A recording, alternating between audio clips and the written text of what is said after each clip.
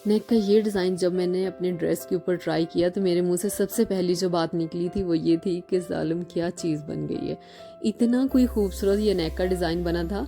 मैं इसको रिक्रिएट करने वाली थी, किसी डिज़ाइनर नेक का मैंने ये डिज़ाइन देखा था, लेकिन इतना कोई प्रीटी ये बनकर रेडी हुआ, बहुत खूबसूरत। जितना ये आपको वीडियो में नज़र आ रहा है ना, यकीन माने रियल में उससे भी ज़्यादा। और जो ऑर्गेन्जा से भागते हैं ना, उनके लिए तो ये बेस्ट ऑप्शन है कि आप इस तरीके से इसको बनाएं। वीडियो पसंद आती है तो मेक श्योर वीडियो को लाइक कीजिएगा और प्यारा सा कमेंट करके ज़रूर बताइएगा कि वीडियो कैसी लगी।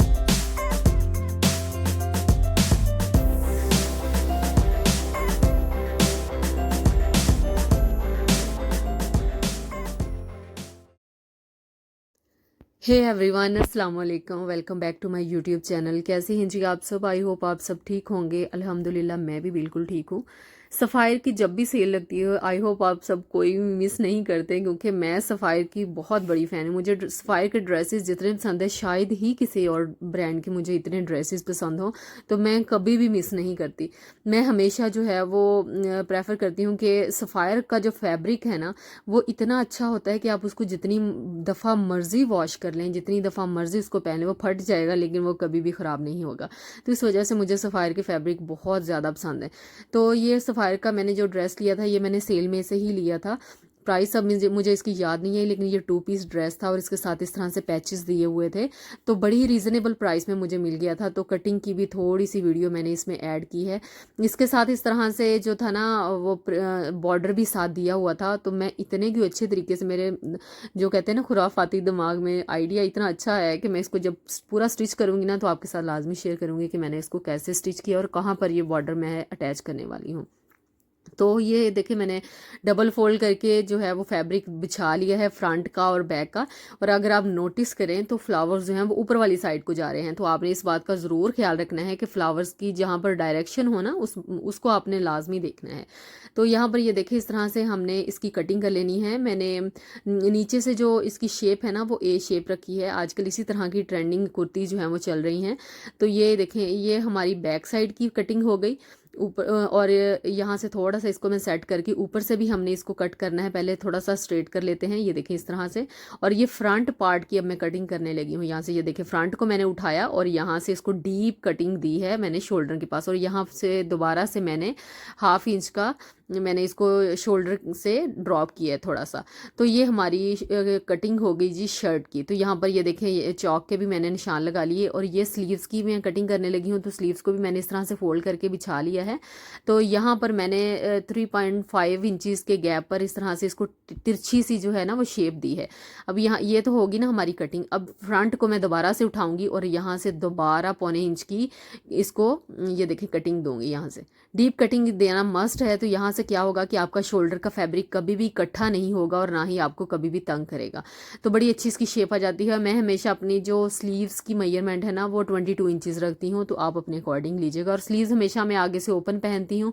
फिर ये होता है ना कि वज़ू वगैरह करना हो तो मसला नहीं होता। तो मैं हमेशा एक ही डिज़ाइन में बस पहनती हूँ, जो मुझे ईजी लगता है। जैसे आप कंफर्टेबल हो तो आप अपने हिसाब से लीजिएगा। अच्छा, कुर्ती की जो कटिंग है ना, वो मैंने बिल्कुल वैसे ली है जैसे डिज़ाइनर जो होती है ना, वो ऊपर से आपकी अगर मेजरमेंट जो है वो 20 है, जैसे मीडियम साइज़ वालों की 19 से 20 होती है चेस्ट साइज़ की। अब फिटिंग की जो मैं बात कर रही हूँ ना, फिटिंग की जो साइज़ होता है मीडियम साइज़ वालों को, वो 19 से 20 होता है। तो उतना आपने रख कर बस इसको कोने तक ले जाना है नीचे अपने दामन के। तो वहाँ से जो शेप आएगी ना, एग्जैक्ट आपकी वही शेप है, कोई इसमें हमने फिटिंग नहीं देनी। तो इतना कोई प्यारा आपका जो कुर्ता है ना वो बनकर तैयार होता है, बिल्कुल ऐसे ही जैसे आपने जो रेडीमेड डिज़ाइनर ड्रेस की कटिंग होती है ना, एथनिक की हो गई या खाड़ी की होगी, तो बिल्कुल सेम वैसे ही आपका बनेगा। तो ये देखें, अब हमने नेक बनाना है। तो ये आप देख सकते हैं कि डीप कटिंग हमने दी है। इससे क्या होगा कि आपका नेक कभी भी पीछे वाली साइड पर नहीं जाएगा। और ये देखें, मैंने आयरन की मदद से जो है ना वो बिठाई है इसकी सिलाई कहाँ पर हमने लगानी है। तो ये देखें, बिल्कुल ऐसे सिलाई आएगी, कोई हमने फिटिंग की सिलाई नहीं देनी। और ये देखें, जहाँ पर मैंने चौक का निशान लगाया था ना, ये देखें यहाँ पर, तो यहाँ पर इस तरह से हमने इसकी जस्ट सीधी सिलाई ही लगानी है। अब यहाँ पर मैंने बुकरम लिया है और बुकरम का जो पीस मैंने लिया है वो 8 बाय 8.5 इंचज़ लिया है। तो इस तरह से हमने इसको ले लेना है और इस जो नेक की मेरी मेजरमेंट है वो मैं अपने अकॉर्डिंग लूँगी। आपकी जो मेजरमेंट है अब आप अपने अकॉर्डिंग ले सकते हैं, लेकिन फिर भी मैं बता देती हूँ ये मीडियम साइज़ वालों के लिए परफेक्ट है 4.5 बाय 5 इंचज़, यानी कि 4.5 आपने इसकी विड्थ लेनी है और 5 इंचज़ आपने इसकी लेंथ लेनी है। ये थोड़ा सा बे शेप में बनेगा, यानी कि इसकी लेंथ इतनी ज़्यादा नहीं होगी लेकिन ये बे शेप में होगा। ये हमने सर्कल एक लेना है 1 इंच का और इस तरह से हमने 1.2 इंचज़ की कह लें या 1.5 इंचज़ की हमने एक पत्ती जो है वो ड्रा कर ली।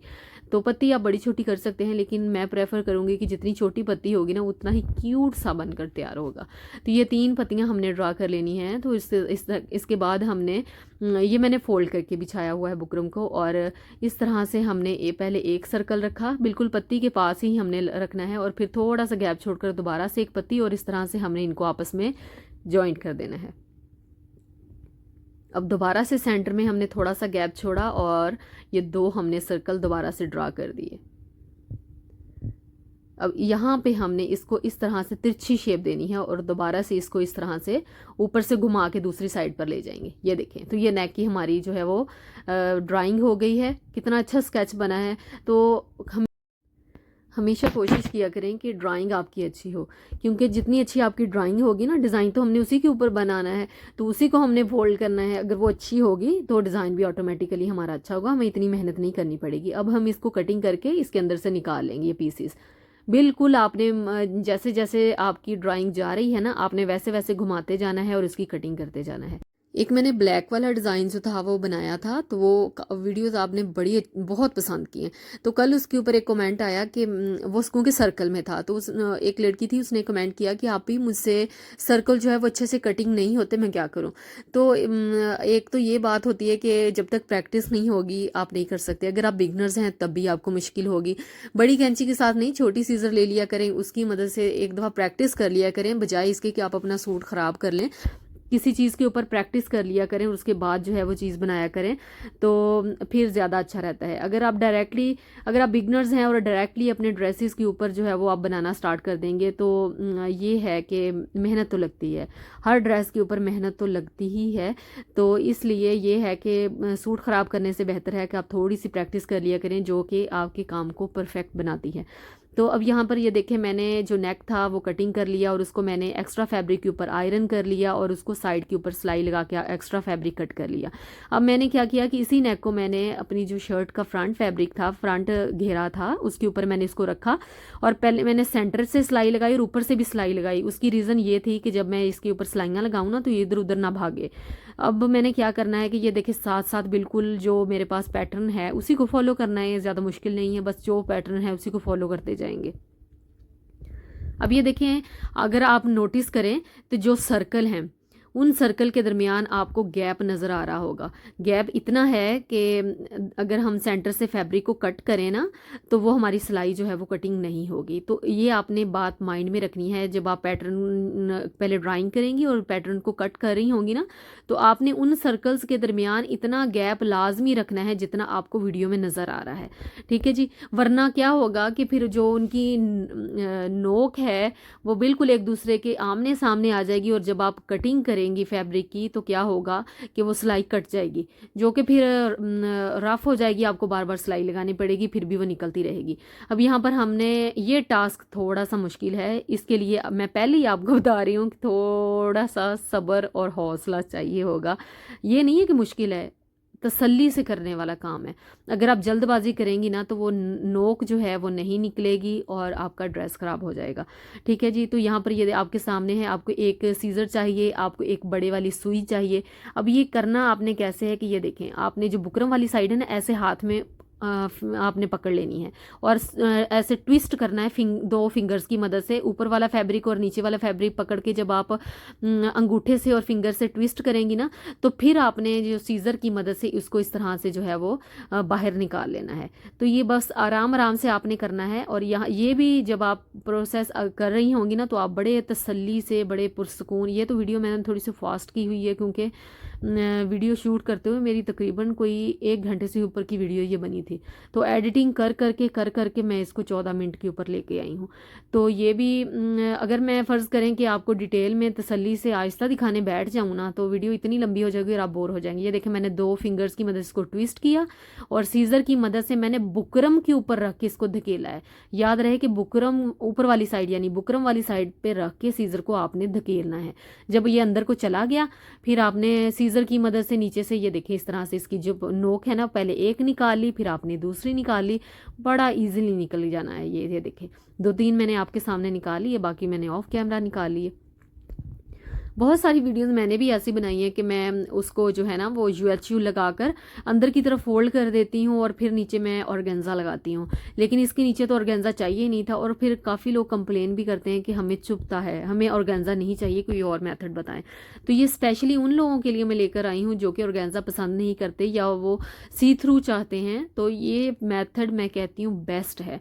और ये मेरे पास मकरामा डोरी है, ये बाज़ार से आपको ईजिली मिल जाएगी। मैं ये तकरीबन पहले 20 रुपए की मिलती थी, अब मेरा ख्याल 30 या 40 रुपए की मिलती है।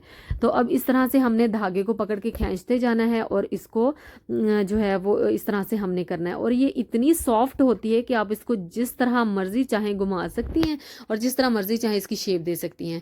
तो ये देखिए, अंदाज़ा लगाने के लिए कि आया कि ये पूरी आ जाएगी, तो मैंने इसको पहले जो है ना वो इसके ऊपर मेजरमेंट करके देखा तो ये कम थी, फिर मैंने थोड़ी सी और बना ली।